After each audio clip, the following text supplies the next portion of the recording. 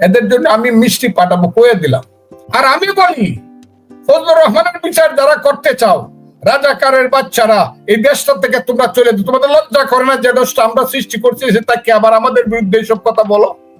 রাজাকারের বাচ্চারা লজ্জা করে না? আমি বলি এইটা হোক। আমার বিশ্বাস বিচার মাননীয় বিচারক যারা আছেন ট্রাইব্যুনালে, আমার বিশ্বাস তাদের সেই মেধা শক্তি বলেন, আর সেই বিবেক বলেন, সেই আইনের ব্যাখ্যা বলেন, এটা তাদের কাছে আছে। তারা বুঝবে যে ফজলুর রহমান কোন অপরাধ। আমি শুধু বলবো, এই কোন অর্ডার দেওয়ার আগে আমার টোটাল 1 ঘন্টা 7 মিনিটের যে আমার কথা আছে, বক্তব্যটা আছে চ্যানেল 24 এর সাথে 23শে নভেম্বর, সেটা দয়া করে আমি হাত জোর করে বলছি বিচারক সাহেবদেরকে, স্যারদেরকে, যে আপনারা দয়া করে 3 জনে মিললে শুনেন বৈশা, তারপরে আমাকে বলেন। ওদের কাট পিস বক্তব্য আপনারা আমার বক্তব্য শুনেন না, ওদেরটাও শুনেন না। ওইখানে যদি আবার কোনো ভুল হয়ে থাকে, নিশ্চয়ই আমার যদি রায়ের ব্যাপারে কথা বলার কোনো ভুল হয়ে থাকে, নিশ্চয়ই আমি মাপ চাবো। কিন্তু আমি তো এটা দাবি করবোই যে এই ভাবে যে কোর্টটা হয়েছে, সেই কোর্টটা আমি মানি, এটা আমার অধিকার আছে, আমি মুক্তিযুদ্ধ, আমার অধিকার আছে এটা বলার। জি, আমি এই বিষয়ে বাড়তি কোনো প্রশ্ন দিতে চাই না, যেহেতু আদালতের প্রসঙ্গ এবং আদালতে কেউ অন্য বিষয়ে শরণাপন্ন হয়েছেন। শুধু আমার জানা আছে যে আদালত আপনার সম্পর্কে কয়েকজন আপত্তি করেছেন, তারা আদালত অবমাননা রায় করেছেন। একই ধরনের কথা আন্তর্জাতিক পরিমণ্ডল থেকে আসছে। তো আপনার সম্পর্কে বলেছেন আন্তর্জাতিক মুক্ত বন্ধ করা যায় না। আপনি যে স্টেপগুলোর কথা বলছেন ভুল, বা যে জায়গাগুলো ভুল, এগুলো কিন্তু আন্তর্জাতিক মহলে শক্ত প্ল্যাটফর্ম থেকে একই রকম কথা আসছে। আপনাকে পেয়েছেন, আপনাকে তারা জায়গায় গেছেন, ওইগুলো কিন্তু কোনো স্টেটমেন্ট দেয় না। অনেক সময় গভর্নমেন্ট দেয়, আন্তর্জাতিক যেসব সংস্থা প্রশ্ন তুলছে বিচার প্রক্রিয়া নিয়ে, ইভেন ডেভিড বার্গম্যান, যে এই বিচার প্রক্রিয়া খুব ভালোভাবে অবজার্ভ করেন, তারাও এটা নিয়ে প্রশ্ন তুলছে। সে জায়গায় কিন্তু আর আদালত কোনো তার অবজারভেশনও জানে না, বা সরকারও কিন্তু কিছু ক্লিয়ার করে না। যেহেতু আপনি দেশে আছেন, আপনারটাই সামনে থেকে ধরা হয়েছে, এরকম মনে হচ্ছে কিনা? আমি দেশে আছি, এটার চেয়ে বড় কথা হলো আমি যেহেতু মুক্তিযোদ্ধা, তারা তো মুক্তিযোদ্ধার নাম শুনলেই জামাত শিবিরের গায়ে আগুন লাগে। আর প্রসিকিউশনের বেশিরভাগ প্রসিকিউটর হইল জামাত শিবিরের লোক, যারা মুক্তিযুদ্ধে বিশ্বাস করে না, অবিশ্বাসী। এরা আমার নাম শুনলে এদের গায়ে আগুন লাগে। আর ওদেরকে ধরবে জাতিসংঘ, মানবাধিকার সংস্থা, ইউরোপীয় ইউনিয়ন, জাপান, অস্ট্রেলিয়া, তাদেরকে ধরবে এমন বাপের বেটা কি তারা? না, তারা তাদেরকে ধরবে না, ধরবে আমাদের মতো মানুষকে, যারা এই দেশে সক্রেটিসের মতো। আমি আজকে দাবি করছি, আমি এই বাংলাদেশের যত মুক্তিযুদ্ধের পক্ষের সক্রেটিস, আবারও বলছি, আমি বাংলাদেশের মুক্তিযুদ্ধের পক্ষের বর্তমান অবস্থার সক্রেটিস। আমারে উপহাস করতে পারেন, কত ফজু পাগলা ডাকেন, কিন্তু আমি কিন্তু সক্রেটিস। আমি কিন্তু এই মুক্তিযুদ্ধের পক্ষের, এই দেশে গ্যালিলিও যে বলেছিল সূর্য ঘুরে না পৃথিবী ঘুরে, ফাঁসি হয়েছিল। সক্রেটিসকে হেমলট খেয়ে মরতে হয়েছিল। আর আমি তাই আজকে বলি, যারা হাসিনার বিচার ইত্যাদি বলে, এই সব মিল্লা তাজুল ফাজুল যারা আছে, তখন তো বলতে হবে মাননীয় জনাব তাজুল ইসলাম, ও তো আমার ছোট ভাইয়ের মতো, আমি তো জানি উনি কে। ও তার যারা আছে, এরা সব মিল্লা যে আন্দোলনটা করছে শেখ হাসিনার বিরুদ্ধে 24 সনের 28শে অক্টোবর 2023 সন থেকে 24 সনের 5ই আগস্ট পর্যন্ত, এরা সবাই মিল্লা যা করছে, আমি একা তা করছি। এরা যে চক্রান্তটা এখন করতেছে আমার বিরুদ্ধে, সেটা তো করতেছে এবং আমাকে শেষ করে তারা দিতে চায়।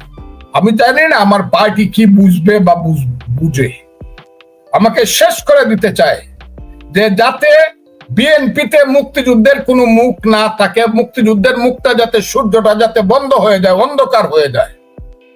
সেই কারণে বিএনপিতে মুক্তিযুদ্ধের একটা মুখ রাখতে চায় না বলে আমার দলের বিরুদ্ধে চক্রান্ত করছে ওই জামাতিরা। এটা একদিন বুঝবে।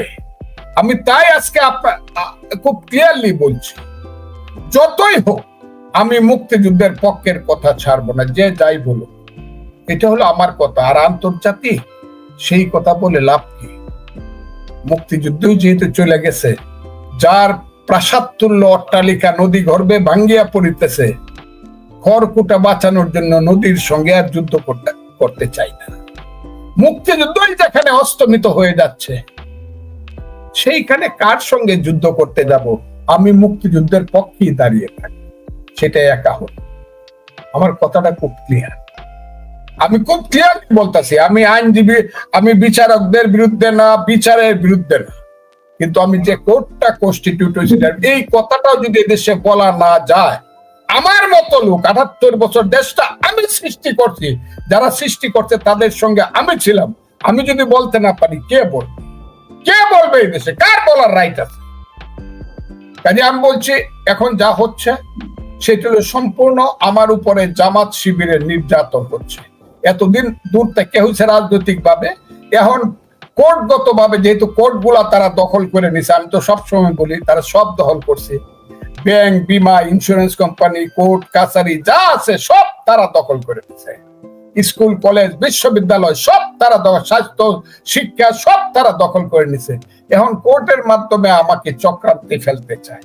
আমি জানি সেই কোর্টে যারা বসে আছেন তাদের মধ্যে বিবেক আছে, আইনের জ্ঞান তাদের মধ্যে আছে। আমি তাদেরকে শুধু রেসপেক্ট করি না, মান্য করি। আমি বিশ্বাস করি যে আমাকে এই চক্রান্ত দিয়ে তারা জামাত থামাইতে পারবে না। আপনি কি বিচলিত এই ঘটনায় কোনোভাবে? আছে না, আমি মিষ্টি পাঠাবো তাজুল ইসলামের কাছে, যারা আমার বিরুদ্ধে চেষ্টা করছে। আমি খুঁজতেছিলাম হাইকোর্টে, আজকে মিষ্টি নাই, কারণ এরা আমি এত ছোট একজন মানুষ, কেউ তো আমার নাম টাম তেমন জানে না। এইটা কইরে আন্তর্জাতিক ভাবে একদম আমাকে পরিচিত করে দিছে যে একটা মানুষের নামে এইরকম ঘটনা হয়েছে। এদের জন্য আমি মিষ্টি পাঠাবো, কয়ে দিলাম। এবং আমার কিশোরগঞ্জের ভালো ভালো রসমঞ্জুরি আছে, এদের জন্য আমি রসমঞ্জুরি পাঠাবো। এরা আমার বিরুদ্ধে চেষ্টা করার কারণে আমার নামটা যে আবার তারা জায়গায় হচ্ছে। এই আপনি মনে করেন যুদ্ধের ফিল্ডে যুদ্ধ করছি, কানের কাজ দিয়া গুলি চলে গেছে, একবারও মনে হয় নাই যে আমার ভীত হওয়া উচিত। কি বলেন, আমি ভীত হব? কে বলছে? হ্যাঁ, অসত্যের কাছে কবরত নাহি হবে শির, ভয়ে কাঁপে কাপুরুষ লড়ে যায় বীর। কি বলেন, আমি ভীত হবো? এটা কি আমার এলাকার মানুষ খুব মনে হয় না জানি কি হবে, আমার কি হবে? কিছুই হবে না। এমনকি যদি আমার ফুল সাজাও হয়ে যায়, যেটা আল্লাহর রহমতে হবে না, কারণ আমি অন্যায় করি না। ফুল সাজা হইলো 1 বছর, 1 বছরে তো ইলেকশন বন্ধ হয় না। ইলেকশন বন্ধ করতে হলে 2 বছর লাগবে, ওইটাও আমার হবে না। এটা দেখাইতেছে বারবার, এই জামাতিরা বলে দিতেছে, টেলিভিশনে দেখাও 1 বছরের সাজা তার হয়ে যাবে, দেখাইতে বলছে। আমি তো প্রস্তুত সবকিছুর জন্য, কারণ আমি সবরে বলে দিচ্ছি এরা এহেন কোনো কাজ নাই আমাকে ধ্বংস করার জন্য জামাতিরা করবে না। আজকে আমরা এটা দিয়ে শেষ করতে পারি, যেহেতু মুক্তিযুদ্ধের মুক্তিযুদ্ধের প্রতীক, মুক্তিযোদ্ধাদের সঙ্গে কথা বলেন, দুইটা জিনিসই একটু শুধু প্রতিক্রিয়া ছোট করে জেনে।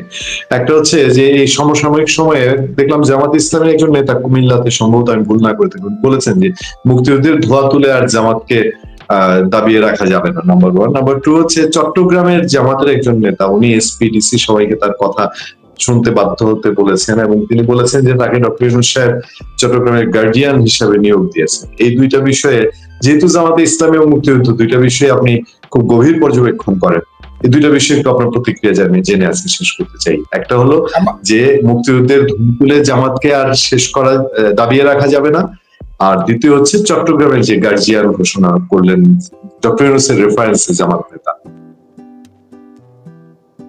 আমার প্রতিক্রিয়া না, আমার চাওয়াটা বলি আমার দলের কাছে, আমার দলের নেতা জনাব তারেক রহমানের কাছে। যারা মুক্তিযোদ্ধার গলায় মালা দিছে তারাই মুক্তিযুদ্ধ সম্পর্কে বলছে যে মুক্তিযুদ্ধের ব্যবসা আর চলবে না। এটা হলো 14 গ্রাম, যেখানে জামাতের নাইবে আমির জনাব আবু তাহের সাহেব, ওনার নাম, উনি ইলেকশন করবেন। উনি বলছে হাঙ্কি ফাঙ্কি চলবো না, ঘি সুজা হাতে আঙ্গুলে না উঠলে আঙ্গুল বাঁকা করবে। আমার দল যদি আমাকে পারমিশন দেয়, আমি 14 গ্রামে ওনাকে একটু দেখতে চাই। আমার ধারণা আমাদের ভালো নমিনেশন হয়েছে 14 গ্রামে, আমি যাব সেখানে। এটাই হলো আমার মূল কথা। জামাত কয়টা সিট পায় বাংলাদেশে এটা আমি দেখায় দেবো ফজলুর রহমান জিবি, যদি আমাদের নেতা আমাকে পারমিশন দেয়। আরেকটা হলো যে শাহজাহান সাহেব দাঁড়াইছে, যিনি উনি দাঁড়াইছেন সাতকানিয়া এবং লোহাগড়া, সাতকানিয়ার একাংশ লোহাগড়া সিটে। ওখানে যে কোনো কারণে হোক জামাত শিবিরেরা ওই যে হাসিনা সরকারের টাকা দিয়া, হাসিনার আগেই যে লোকটা ছিল এস আলম, সেই এস আলমের টাকায় গড়ে উঠেছে কিছু জায়গা এবং প্রতিষ্ঠান, এর মধ্যে সাতকানিয়া একটা। তারা বড় বড় কথা বলতেই পারে, উনি 2-3 এমপি ছিলেন, ওইটা আমি অস্বীকার করি না। জামাতের যে 2-4টা সিট আছে এর মধ্যে এইটা একটা সাজাহানের সিট। তবে দল যদি আমাকে পারমিশন দেয় আমি ওখানেও যাব।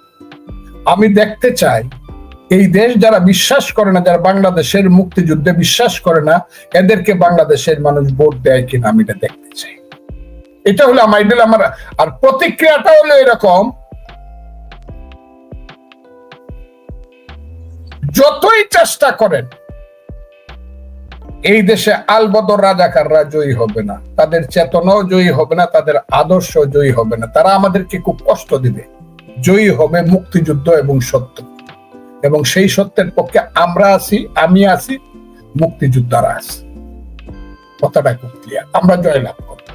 হয়তো বা দেখবেন একদিন আমাকে এইটা না পারলে আরেকটা করছে, তারা আমার বিরুদ্ধে যা করার তাই করবে, যাব। কিন্তু আমি হয়তো বা মরে যেতে পারি, কিন্তু মুক্তিযুদ্ধ পরাজিত, এটি আমার শেষ। তবে আমি এটা দাবি করবো যে আমি কোর্টের বিরুদ্ধে কিচ্ছু বলি, কোর্টের বিচারপতিদের বিরুদ্ধে এবং বিচারের বিরুদ্ধে আমি কিচ্ছু বলি। আমি শুধু কোর্ট কনস্টিটিউট করার বিরুদ্ধে কথাটা বলি। এটা যদি আমার অপরাধ হয়ে তাকে দেখা যাবে।